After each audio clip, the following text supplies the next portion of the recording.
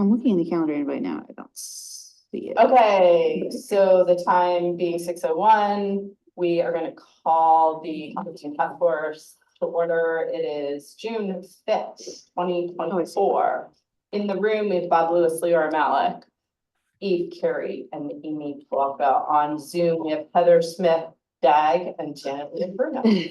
All right, so, and I'm guessing that we have Mike Croce coming in right now.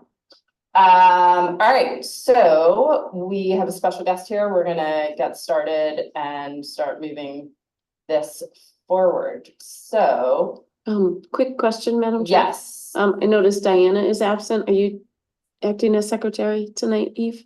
So we just talked about that. Oh, I'm actually. sorry. And no, it's a really good question. Mm. And Diana basically watches the video afterwards and takes the notes from that. Okay. So Okay. she like She is sort of okay. takes us She's through the really- meeting, but yeah. then she does do the follow-up that way. So Okay. that's a good, yeah, I appreciate that. You're so far away. It's congestion. Oh, well, why don't you just stay over there? Exactly. All right. So we're gonna start off with public participation. Is there anybody here in the room that would like to speak, or anybody who is in Zoom land who would like to speak? If you're in Zoom land, you can raise your virtual hand. If you're in the room, you can raise your real hand. These are good words. All right. Seeing no hands in any of the spaces, we're gonna move right on to the minutes from the previous meeting of May 22nd, 2024. Are there any comments or and Mike's tea is coming into the room? Appears there are no comments on the minutes, in which case I would take a motion to approve them. Motion to approve. Second. Motion by Eve, seconded by Bob. We will do a roll call vote. We'll start in the room and then we'll go on to Zoom. Amy, Yes. Eve. Yes. Leora, yes. Bob, Yes. Heather, Yes. Mike C, Yes. Darren, Yes. Janet. I'm gonna abstain because I wasn't there. Okay, Mike T, we're voting on the minutes. Aye. All right, awesome. Moving right along. Look at us. All right, next up, we have a presentation from the Dunning School about their composting program. And we have a special guest with us in studio. I'm just kidding, but wait, we also have a presentation that I am going to share on my screen momentarily. Talk amongst yourselves while I find it. Shannon, do you want to introduce yourself and give me a minute here? Okay, hi, I'm Shannon Pearson. I'm a Dunning Elementary School secretary in the office, and I'm also a resident of Framingham of 25 years.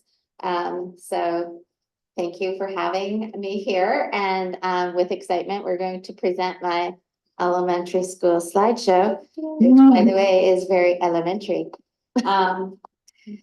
If you just hit slideshow, Eric will start up in the right corner. Yes. So, welcome to Dunning, click. We are the Dunning Pandas, and my name is Shannon Pearson. I originated as a parent at the school and then a member of the staff, and then we will go forth. There's a green team inspiration. I'll start with what I saw and how I felt. Click. Maybe you could put it on the bottom. There we go. Leora. Oh, So we have students in our school who were actually bringing in some recyclable materials to do some projects that were presented. And a lot of other things were going on with recyclable materials. So I started my green team last year, made up of fourth grade students. Click. This is an example of why we started with the green team. Is we were collecting all these clamshells. You can see 4 kids holding clamshells there. from the lunches. And I was like, hey, why are we throwing those in the trash? Let's compost or recycle them. But we didn't have a composting program, so we started with recycling. Click. We presented a little bit of knowledge to our kindergartners through 5th grade.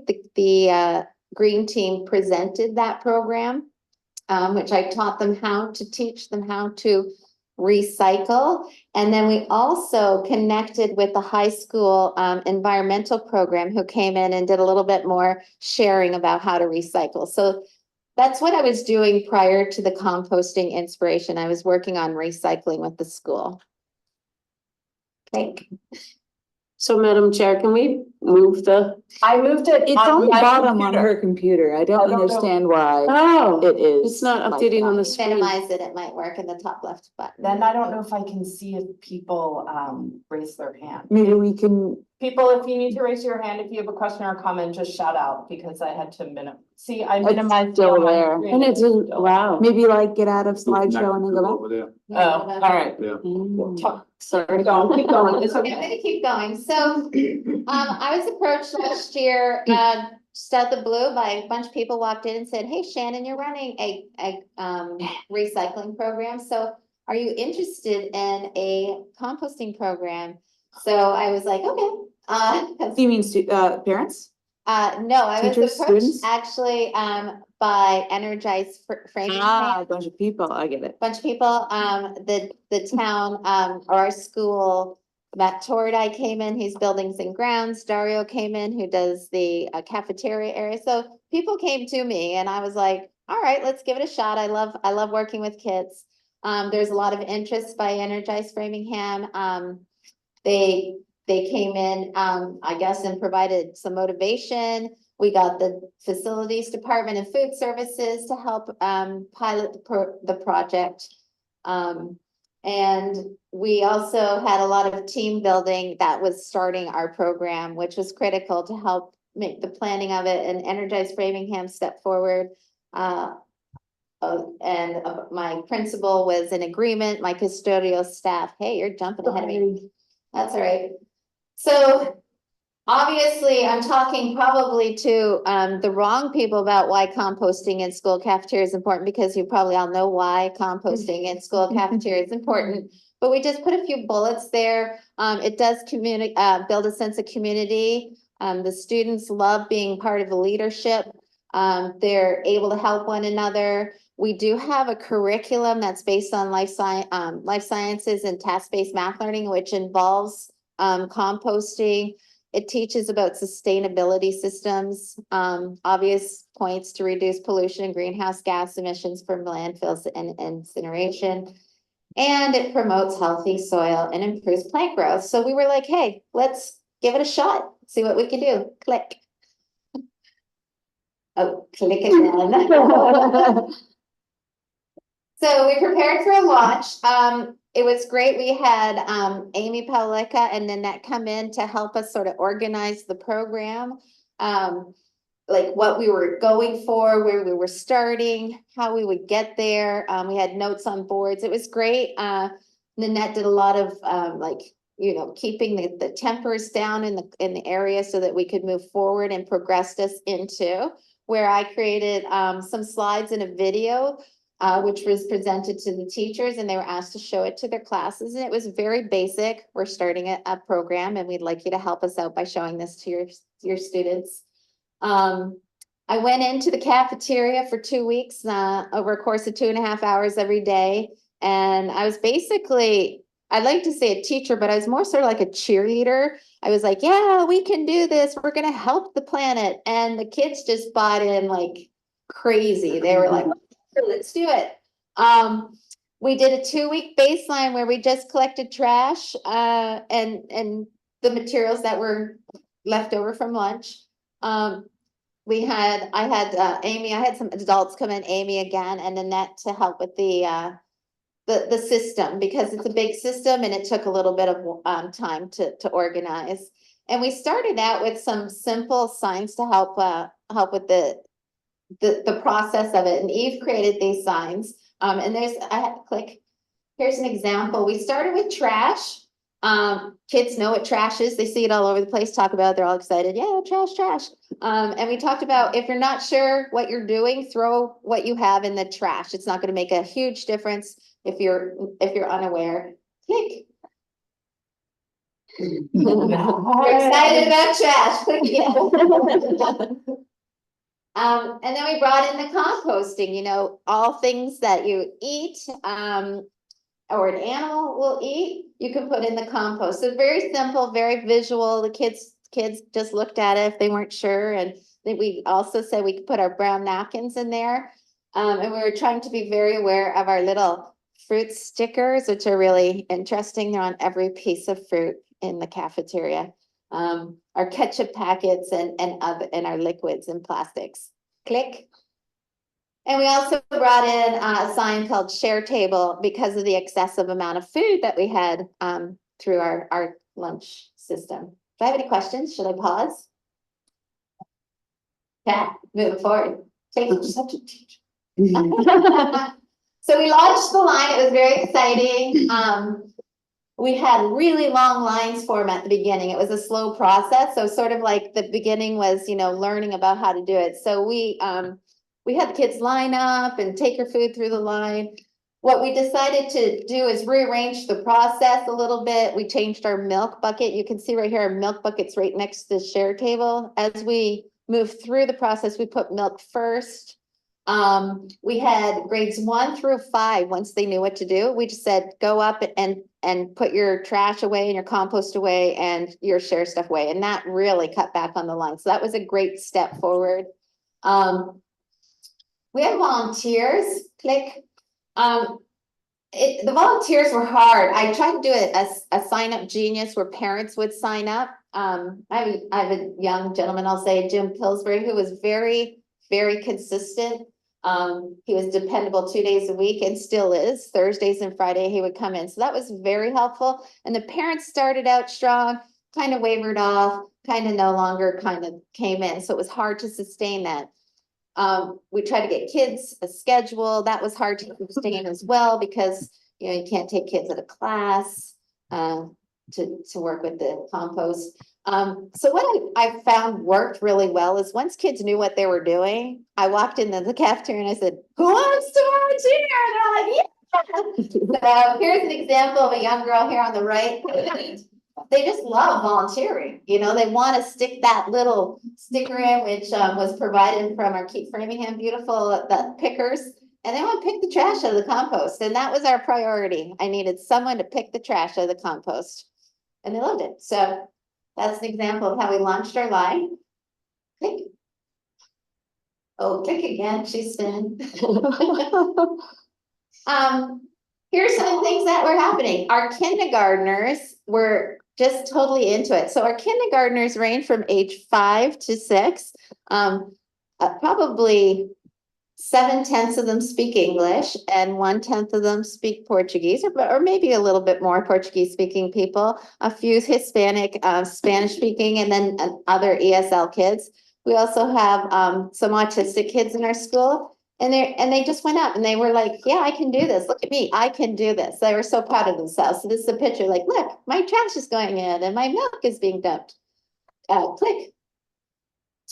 The kids were like, can I put my own lunch in there if I don't eat it? Yeah. So we talked about composting cafeteria lunches as well as our home lunches. There's a few pictures of our 3rd graders and 5th graders. Click. And then we started talking about our share table. So this is our share table. It's a little disappointing, I guess, for me, because there's a lot of food that is kind of taken and not used. So I really wanted to push the refuse. When I grew up, it was all about reduce, reuse, recycle. Mm-hmm. And I heard this word refuse. And so we talked to kids, please don't take milk if you're not going to drink it. I was throwing out 75 little quarts or crates, what do you call those? Pints Is it? of milk a week. I couldn't get rid of them fast enough. And when we stopped, like when we were allowed to do that, cut back on the milk, but we're not allowed to cut back on the things that you see here. They are required by the district to take. They have to take fruit, they have to take vegetable, they have to, the craisins are drive me up the crazy wall, the crazy wall. Mm. So we try to get them to refuse. And in an effort, obviously, to reduce food waste, but we still do have a lot of food. So this is our share table, which, you know, it's a lot of food to share. I do not purchase, so I'm in charge also of purchasing after school snacks. I don't do that for our school. We use these snacks. Kids don't know what they're missing out on. They love these snacks. They love these snacks. They come in, can I have a snack? Absolutely. So it's working out. Next, click. So reducing waste. So the green here is really where, you know, we're trying to refuse the food we don't want to eat. We solved it a little bit by not accepting milk. But the unsolved thing, I think, in our district, and it's again a disappointment, is that there's free food for every child. Any child can go up there. So if their mom packs them a lunch, they can still go up and get free food. I think we need to rethink that process, mainly because not every child needs to go up and get a full lunch to grab a bag of chips. So they'll put the rest of the lunch on the share table and eat the chips. So that's a little something I'd like to work on. We're seeing kids going straight to the compost with untouched food. Therefore, we created the share table. I asked to get a ketchup pump. And I was told I couldn't do that. We realized that the ketchup packets were being taken by the 5th graders. They only discovered this, by the way, only a month ago, but if it gets through to next year, we're in trouble. And they would take them out to the playground and stomp on them. So ketchup would go flying. So now not only do we have ketchup all over the playground, more ketchup packets being used, we also have trash that our custodian had to go up and clean out. So I think that it's an easy solve. I would like to see that move ahead. As far as the composting goes, we do have compostable containers and plasticware. However, they're not accepted by Black Earth at this point. So it's either we're stuck in a program where we're buying them because we have to, we're on a contract, or we need to find out how to find something we can compost, because it's a lot of not wasted because it is being composted, but not in our composting system. And we need to push the program into the kitchen where the food's made. I think that should be a number 1 kickoff, because the kitchen does have a lot of wasted food product. And if they just slid their food product into a composting bin instead of the trash, we would be increasing our compost output and decreasing our trash. So the unsolved part of that is just it would be great to have the head of kitchen staff get on board to help with that if we're going to continue with this program. I'm sorry. May I interrupt very briefly? Sorry. Yeah. Big floating head from the screen. So sorry. If you go back to that slide just now, I as part of my other role, when I'm not on a composting task force and I am in fact doing cleanups from Cape Framingham Beautiful, I can attest, and I agree, because I've cleaned up at nearly every middle school, high school, and elementary at some point, and there is a trail of ketchup packets that are dead. Somebody has stamped on in every single school. So I've cleaned up the ketchup trail. Yes, thank you for doing that. And yeah, that's why it's really fun to do. Have you talked to Dario about that? I did. I got refused on the pump. Okay, that's But, good to know. you know, I'm just the office sec, you know. You're coming to the right place. We can talk catch-up pumps. Yeah. Okay, thank you. Click. Thank you for cleaning up. So this literally I took the other day. This is a picture that illustrates 1 day of trashed compostable products. So all those trays, there's about 230 there. I actually had the 1st graders count them because they love to do that. And 40 clamshells. And we only have 440 students in our building. So it's like a lot of waste, a lot of, stuff that is going into the trash. When we just held it to the side and didn't put it in the trash, we had 1 trash bag. All right, so we're down to 2 to 3 with those in there. When we stack them, we can really get down, but if we put them in the compost, we would be way down. I was pretty impressed with that number. Okay. So we're measuring our success. These 2 guys here, and there's a 3rd custodian I don't have a picture of, but Jason and Jimmy are custodians, and they're awesome. And they were actually doubtful at the beginning. Jason quoted me here. It's a little bit more extra work, but I believe it's worth it. He actually at one point, and I didn't quote this, said to me, I don't know if I can do it.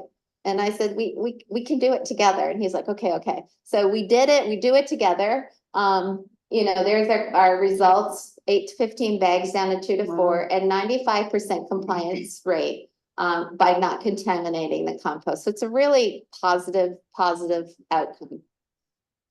I have a quote up there because that guy's famous, but he basically said the same thing as Jason. It could be thing. Jason could be famous. Click. All right. Just the students are excited. We got cool 5th graders, we have special needs students, ESL learners and kindergartners, and every single one of them, when I say, please go up and compost and put your trash away, they know what to do. Every single one of them. As a matter of fact, we will demonstrate it at 5th grade graduation. And every student wants to help. So this is a group of 2nd grade students. Actually, this is a group of 3rd grade students, and they were signing up to help. So that's my original, how are we going to do this? How are we going to make sure the trash stays out of the compost? And they were great. Go ahead, click. This is I call these girls the breakfast club because they, on their own, these are 6th, 5th grade students, totally on their own, said, Miss Pearson, we will do the morning cafeteria duty where we will compost and make sure it's all done right. So we obviously, I don't know, it's not be obvious to those not in the school, but we also serve free breakfast. And we have probably 300 of our students go in and eat breakfast because it's free. And they took it upon themselves to actually do the right thing. They were excited about it. They put all the shareables together. They stacked them neatly. They bring it in and for nothing, like it just popped out of the blue. It was wonderful. So now we're composting in the morning, which we weren't even thinking of doing because we were only going to compost at lunch, but now we're doing it all day long. It's great. All right. And those are their quotes. They want to help the world live longer and help people learn how to save the earth. So that's their quotes from 5th graders. And click. I also wanted to throw in there that we have a future in this. Again, on their own, there's a group of 5 young girls who presented what's called the Garden Project. They actually start tomorrow on their cleaning up of the gardens. We have an interior square quad space that they want to make it work as a garden. They said, Mrs. Pearson, can we use our compost to help the garden grow? And I was absolutely. So they gave me a big presentation. It's down on the right. They have like 10 awesome slides about why they're doing it, mental health, social. It's part of our curriculum, which is wonderful. And then I also had kids doing cooler communities and sage projects that were presented about composting. Rosalie here on the left did a big composting project and just presented it because they're on board. The young kids are on board and they just need some guidance. So that's part of, the extension of what's going on at Dunning. Click. I have a question actually before, do you get soil back? Do you get back compost in your contract with Black Earth? We actually don't, but I heard that we could. Oh, interesting. Right now, I wasn't planning on planting a garden in my tenure at Dunning, but I might be. I totally support the Sage teacher, Lee Moore, actually worked with these kids to create this garden project and action plan. So it's something else that's just being done by students. And I think we could I heard that you can get compost back, so the composting soil. Yeah, it would depend on the contract that the school has with Black Earth. Well, when you're a residential subscriber, you can get a bag a year, so I don't see why they would deny. It just depends on what So the yeah, you would contract have is. to ask and see. Yeah. Okay. Click. And this is basically our story. We're the first elementary school in Framingham to pilot this composting program. Our existing green team leader created how to compost videos, worked with every student during lunch to prepare them for the composting techniques. Dunning collaborated with Energize Framingham and the Framingham City Recycling Coordinator to study the waste output before and after the pilot. We had success. We went from 8 to 15 bags down to 2 to 4. And our students are 95% in keeping the non-combustible, compliant in keeping the non-combustibles out of the compost. Every single student knows how to compost, and it's a responsibility and obligation that we owe to our future Framingham citizens. So Yeah, it's a good thing. I also actually, I should add here, I've heard from about 4 or 5 other people who go to other schools who are super interested in it. So we should take note of that. It's a lot of work, but it's worth it. Next one, this is just a way in which we're helping the next schools, I guess, is to they're showing the interest. We have a sort of 5 easy steps thing that's gone together, but we put together a whole project on how to help your school compost, which is on the next slide. It's also included, I think, in the notes, correct? So schools are on board. You need energetic people. You need a lot of support. I think it's a great thing, and I'm glad to be part of it. Any questions? And I had a question. Sure, Heather. So I think you said initially it was like a 2 to 2.5 hour commitment from you when this started. How much time are you spending in the cafeteria and with compost related stuff now? A lot. Not counting this meeting tonight. I spend quite a bit of time, because I have the ability to get up and walk away from my desk, not unlike the teachers, they can't walk away from their students.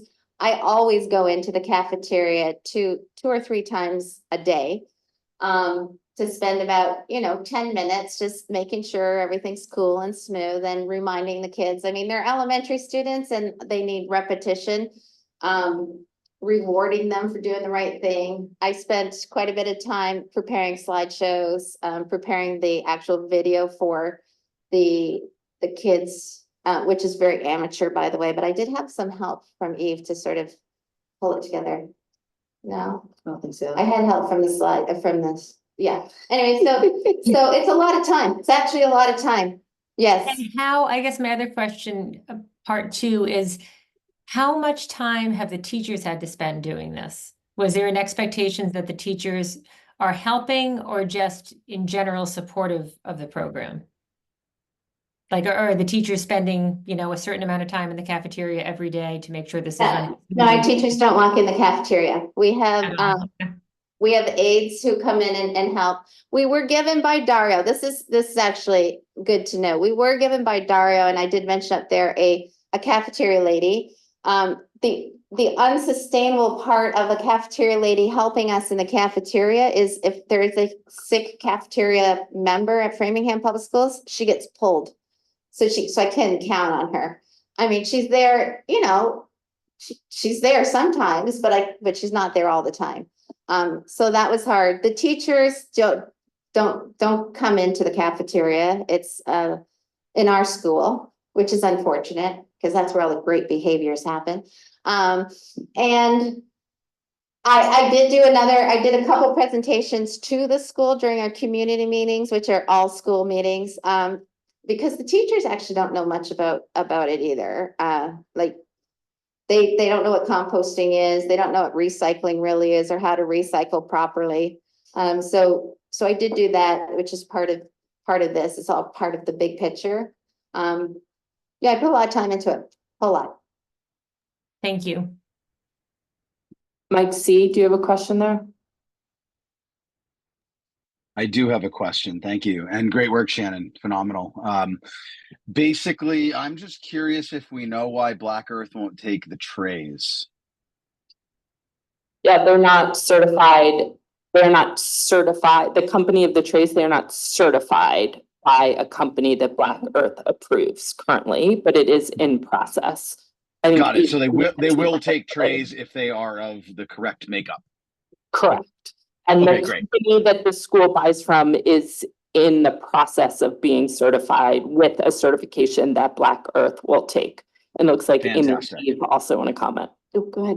Yeah, just apparently because BPI is the certification that they're waiting on, because they had to recertify a bunch of people for PFAS. They've been really backed up on actually submitting those certifications. So once they are officially certified, then we'll be able to compost those trays. Yeah. And I just would add that my understanding is that there are not any commercially available trays that are certified that at least many school districts have found that can be certified and compostable, just based on a lot of inquiries from different schools. Heather, I see your hand is up again. Yeah.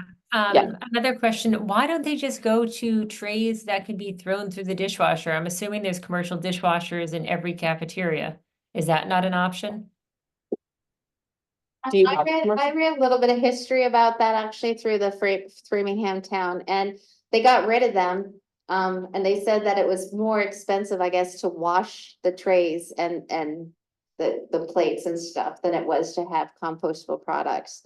So that, I mean, Matt Tordai, who is the head of all the maintenance and stuff, and Dario and Lincoln Lynch, they would know more about that, like why they don't use those. I did actually visit a school that does do that. They are doing it. I don't know. It's not a Framingham school. It's another school, and you know, I don't know why they can. I don't know. I can speak to that a little bit. A lot of schools, like across the state, went away from dishwashing and Chinaware, as it's known. And then during the pandemic and sort of thereafter, then it became, so initially I think the argument was economic, but then it became a staffing argument that districts weren't willing to reinstate using China because they didn't have the staff that could wash it. So I don't know specifically in Framingham, but as a whole, that's sort of the trend and the reasoning behind it. Other questions from committee members?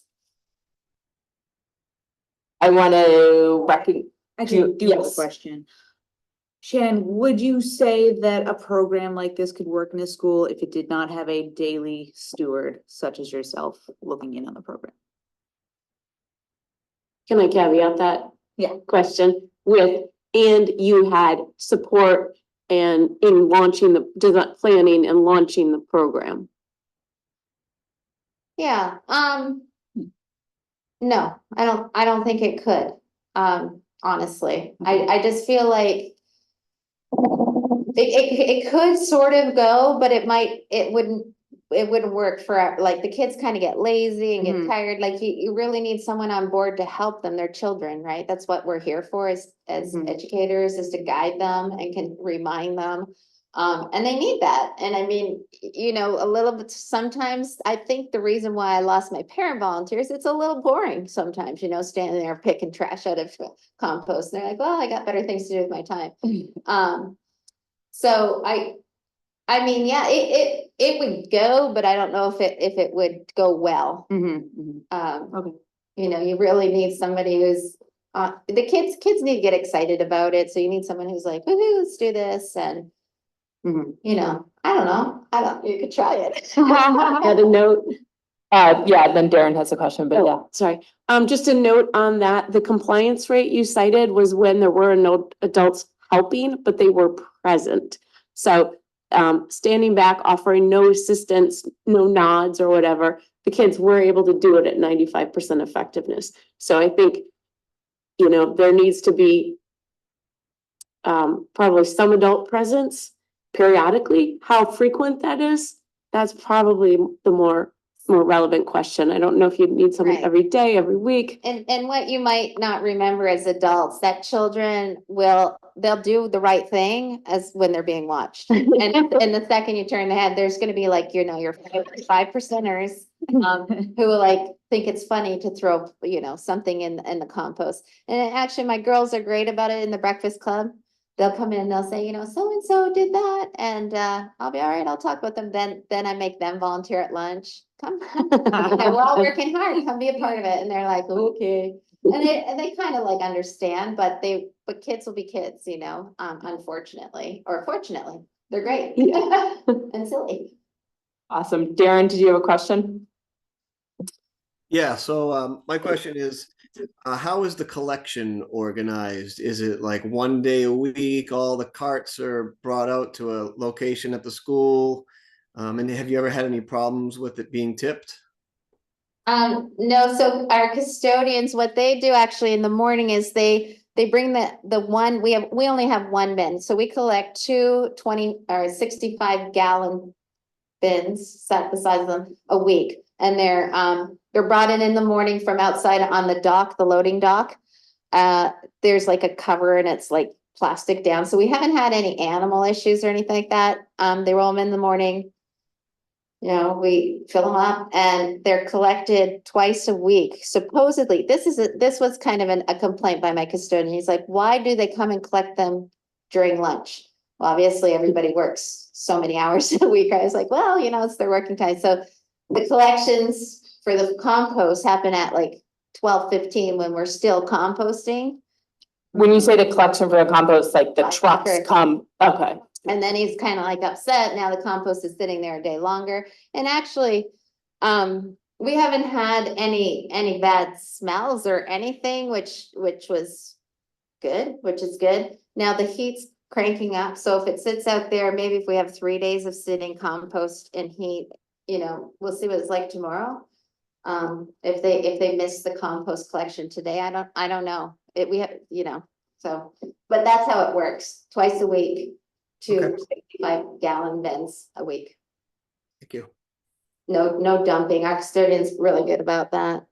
Darren, I would be interested to know, I mean, Star Waste is on like they go by time, right? They do it by tip. They don't do it by weight.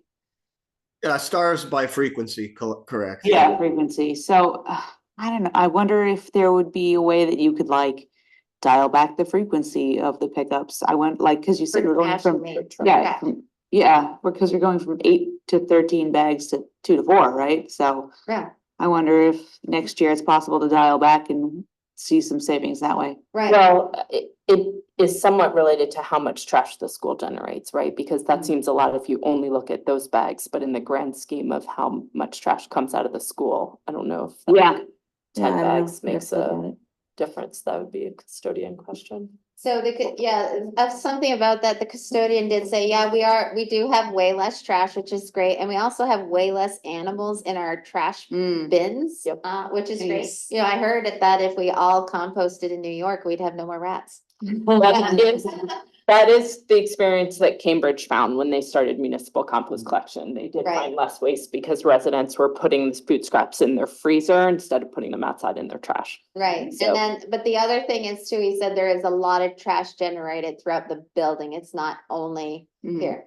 But we've been working on that as a green. So I think we're dialing back our trash actually quite a bit. You know, I don't think he's bin diving or anything, see how much is in there, but I think we are dialing it back quite a bit. Cool. Nice. Darren, do you have another question or is your hand still up? And so, awesome. Okay, other questions by the committee? I want to acknowledge in the waiting room, I don't think that's what it's called, but we do have Jim Pillsbury, who you mentioned is a volunteer for you, and also Nanette Magnani, who's been very involved in organizing. So I don't know if either of them, if I just first of all want to acknowledge and appreciate all the work that they've done on this project for sure. And then I didn't know if either of them wanted to make any comments. I guess if you do, raise your hand, maybe. All right, and I am allowing Nanette to talk, so I think you have to unmute yourself. Yes, done. Great. Yes, thank you for the opportunity to comment. I would just add to what Shannon has expertly presented is that I think that each school needs a champion. And Shannon has definitely been the champion at Dunning. And I would also, my second thought would be that because, and this is related to the comment that Shannon made, that the teachers aren't in the cafeteria, is that I think a strategy that would involve teachers more in the beginning so that they could know what is going on and spread it throughout the school. I think in Dunning, it was really focused on Shannon, and in part that happened because there was a new principal. It was several weeks before school started. And there was a lot going on. And I think Shannon just jumped in because of her interest, her enthusiasm, and made it all work. So Shannon, thank you. You're welcome. Thank you. I will echo that, thanks. Great, thanks, Nanette.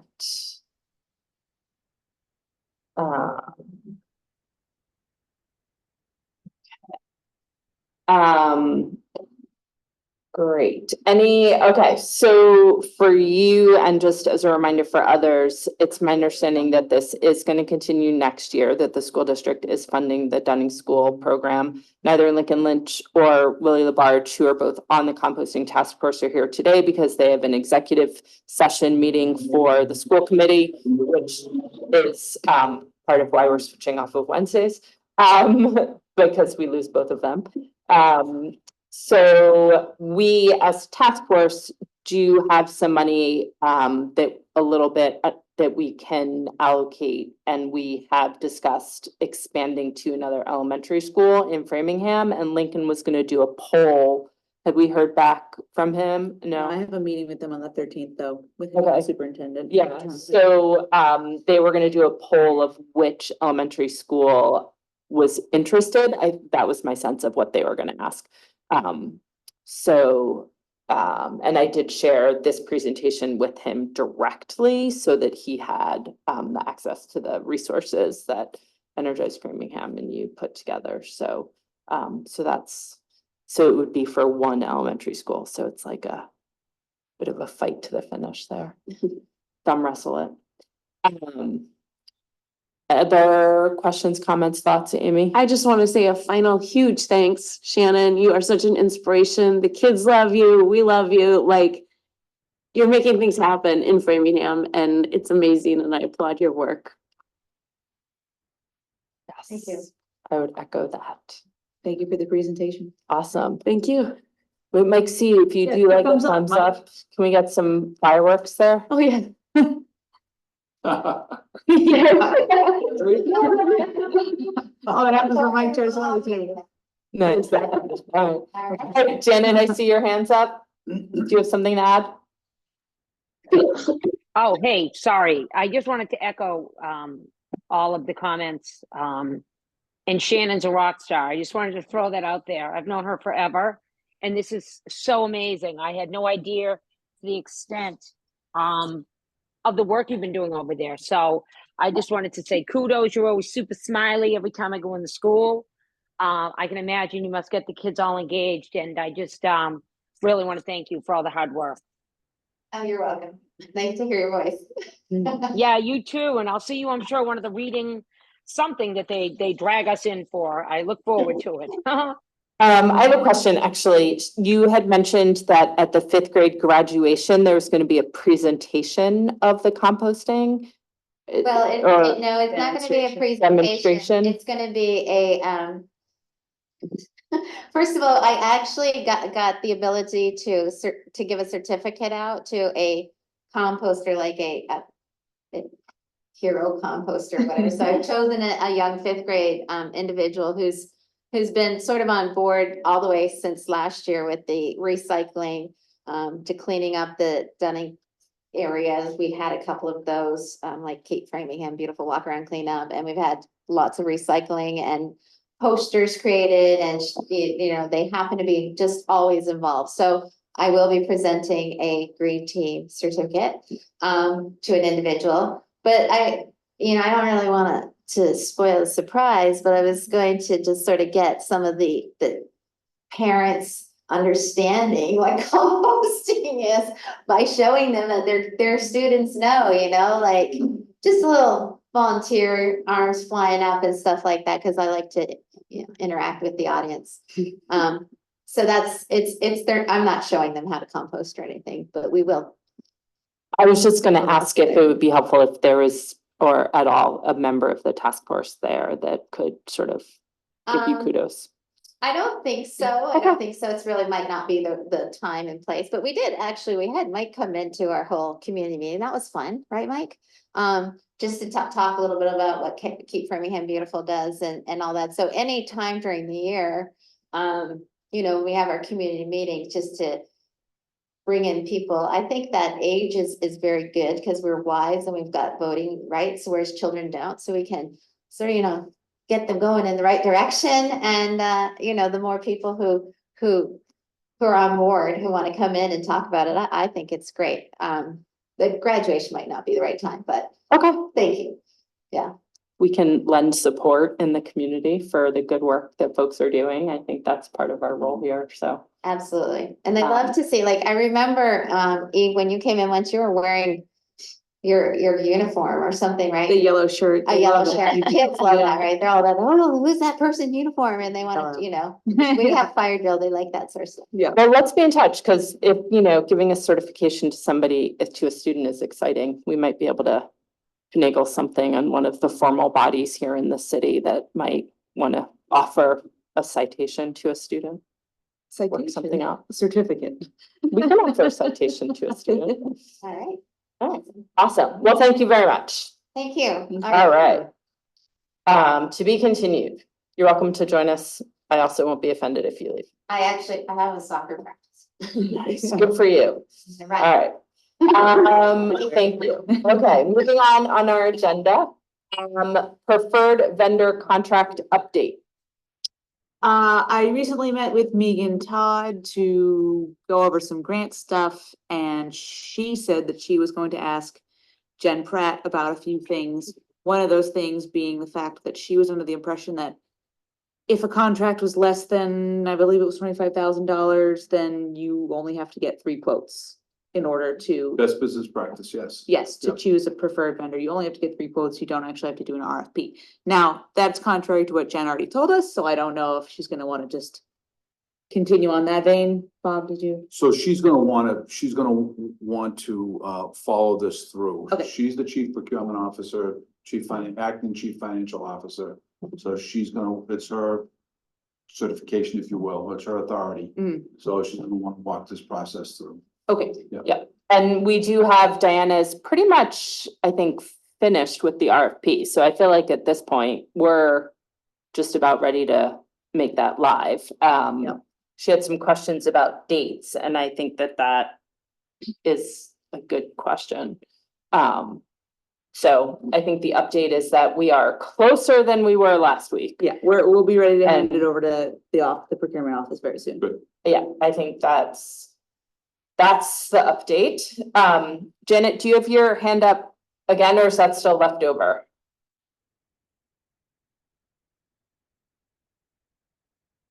Leftover. Awesome. All right. Wheeled Organics cart grant update, or any questions about the vendor contract in the RFP?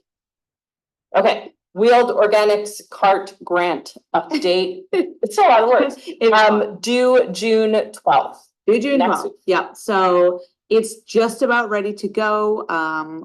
Darren and I have submitted some last minute questions to the administering party over at DEP. We did hear today that we are able to use RDP funds to match, essentially to pay for what the grant would not cover. So basically, once I hear back on those few questions that I had sent over, we're ready to submit. Megan Todd looked over what we had. DEP said that letters of support are not necessary, so there's really nowhere to submit them. It sounded like she was like, don't do that. Please don't make my job harder. So yeah, that'll be submitted on time. Awesome. Mhm. Any questions? Is this the match grant that Darren and I spoke about match grants? It's not This a afternoon. match grant, it's a reimbursement grant, so we would have to front the money for it, Okay, which we would then get reimbursed a portion of. and what would how would the front money, where would the front money come from? From the RDP account. Okay, Yeah, okay, he got confirmation from our MAC, Julia Green, today that we were able to use Perfect. those funds. Yep. perfect, okay. Yeah, Darren, which just to add, we were concerned because it sounds like, can you use grant money with RDP to receive more grant money through DEP. So we're like scratching our heads a little bit, like, can we use grant money to get grant money? And it turns out we actually can. So that's where we are. So that's a good thing. That's good. Awesome. Any other questions about the grant? Exciting, we're moving forward. All right, next on our agenda, member prerogatives. Does anybody have any experiences, things, opportunities they want to bring up? Mike T. I was just going to ask, and I mean, I'm sure this is just me, wanting to see task forces do good things and then wrap. But I mean, I see from the presentation from Dunning today that the schools are going and there's at least a prototype and the idea to clone that at one other school. I see the wheeled organics thing coming in real time. I see the expansion of the accounts. I see the questions about digesters and things going on forward. I see Mike Croce and other members, entertaining in schools. Madam Chairperson, at what point and at what metric do you want to say mission of task force achieved, woo woo, and we start wrapping up? I'm not saying now, I'm just saying, do we have metrics still that we are aiming at? So we were established, birthed as a task force with a 2-year timeline, I guess. So there's that. And we started in December, right? I think was our first meeting. Right. So so there's, I guess, that sort of academic more kind of thing.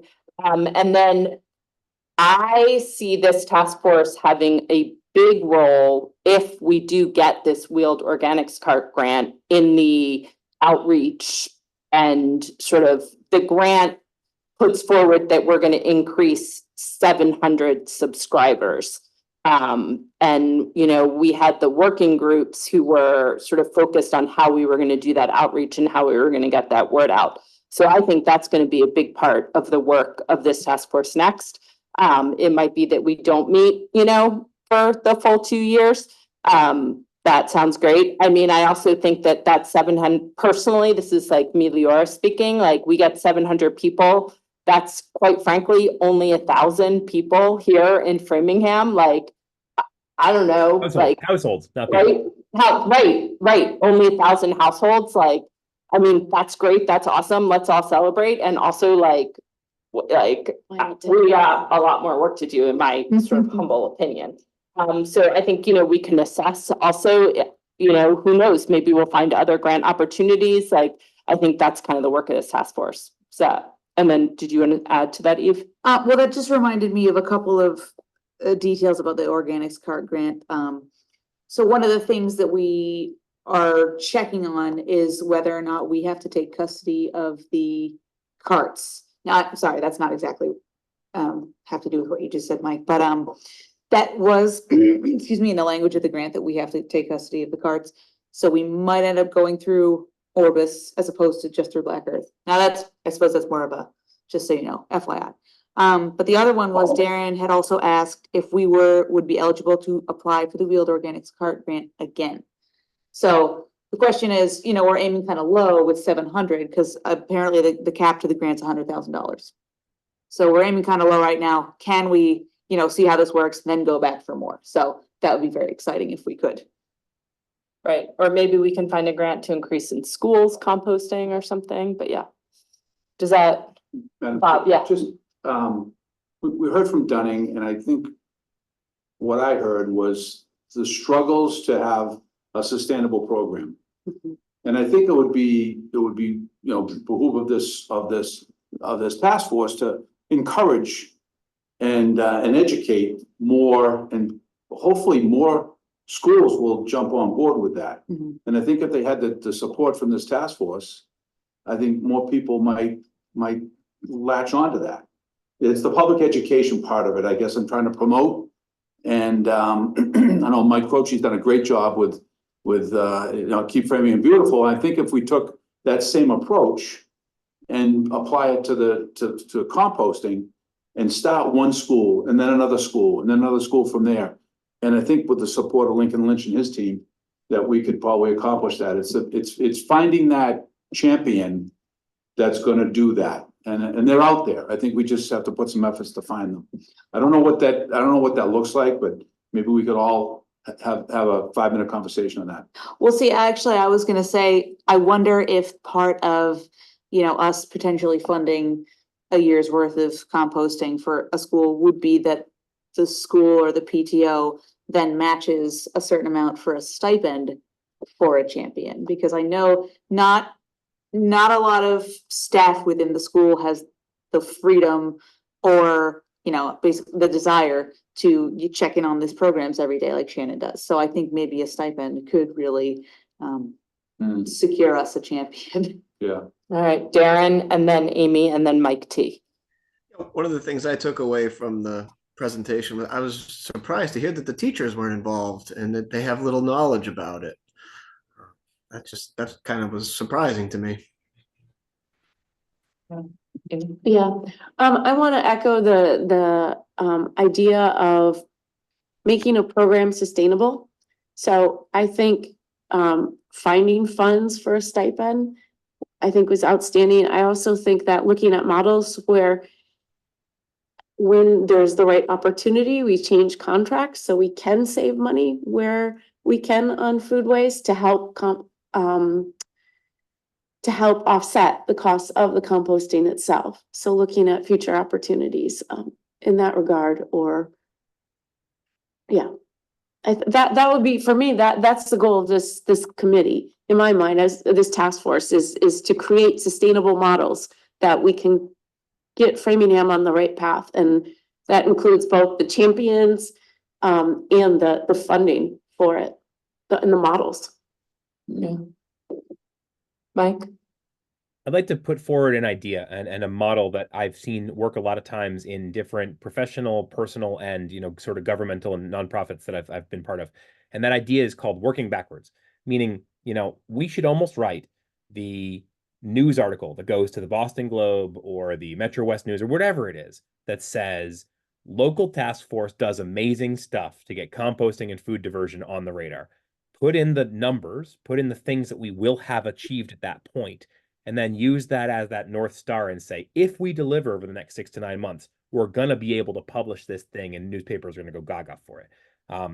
I find that tends to make people really happy about it. Good job, Mike Croce. You seem very excited. Mike T, maybe you could work on drafting. Happy to. Yep, no problem. Nice. Other thoughts on this or other member prerogatives, things that people want to bring up they think are relevant to the task force and other folks knowing? Okay. Our next meeting, so we talked last time about how Wednesdays are challenging. And also we have folks who are not here because they're in executive session, so that automatically, puts our numbers down. So we were going to move to Mondays as we discussed the second and fourth Monday. But nobody can make the second Monday in June, right? So that's why we stayed with today on Wednesday. So our next meeting will be Monday, June 24th at 6 p.m. I don't think a calendar invite got sent yet. I'm guessing not. The way have these people start pulling out their phones but not looking on their calendar. So Monday, June 24th at 6 p.m. will be our next meeting. And then the next couple of meetings after that, I just put them in the agenda. So that's Monday, July 8th, July 22nd, August 12th, August 26th. Do we know when we hear back about the wheeled organics? I don't know that yet. No. No, we don't know. So I might, we might talk in June about not meeting as frequently during the summer. Just something we can think about. Awesome. Great. And with that, I would take a motion to adjourn. Motion we adjourn? Second. All right, motion by Bob, seconded by Amy. We'll do a roll call. We'll do in the room first, and then we'll go on to Zoom. Bob? Yes. Leora, yes. Eve? Yes. Amy? Yes. Heather? Yes. Mike T? Aye. Janet Lambrino? Yes. Mike C? Yes. Darren? Yes. Awesome. Thanks, y'all. See you on the 24th. Thank you. Thank you. See you guys. Good night.